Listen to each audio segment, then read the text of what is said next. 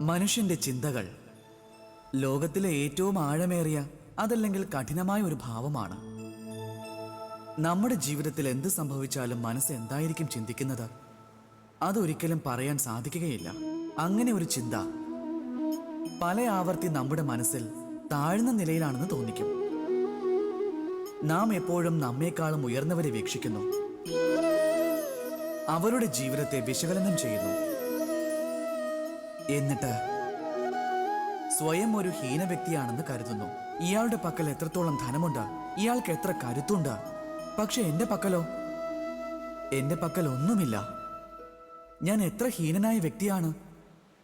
ഈ ലോകത്ത് ഞാൻ ഒന്നും തന്നെയല്ല. ഇങ്ങനെ സംഭവിക്കാറില്ലേ? പക്ഷെ ഒരിക്കലും അങ്ങനെയല്ല. നിങ്ങളുടെ പക്കലും വളരെ അധികമുണ്ട്. ഒന്ന് തിരിഞ്ഞു നോക്കൂ. ഒരു വിശക്കുന്ന മനുഷ്യന് ഒരു നേരത്തെ ഭക്ഷണം ലഭിക്കുകയും അയാൾ അത് മറ്റുള്ളവർക്ക് ദാനം ചെയ്യുകയും ചെയ്താൽ അതിനേക്കാൾ പുണ്യമായ പ്രവൃത്തി വേറൊന്നും തന്നെയില്ല. അതുകൊണ്ട് മനസ്സിൽ എപ്പോഴെങ്കിലും ഹീനഭാവം ഉണർന്നാൽ സ്വന്തം മനസ്സിലേക്ക് നോക്കൂ, സ്വയം വിശകലനം ചെയ്യൂ. അപ്പോൾ നിങ്ങൾക്ക് വിശ്വാസമാകും ഈ ലോകത്ത് നിങ്ങൾ ഒന്നും തന്നെ അല്ലെന്ന് കരുതുന്ന അതേ സമയത്ത് തന്നെ കുറച്ചു പേർക്കെങ്കിലും ഈ ലോകം തന്നെ നിങ്ങളായിരിക്കുമെന്ന്.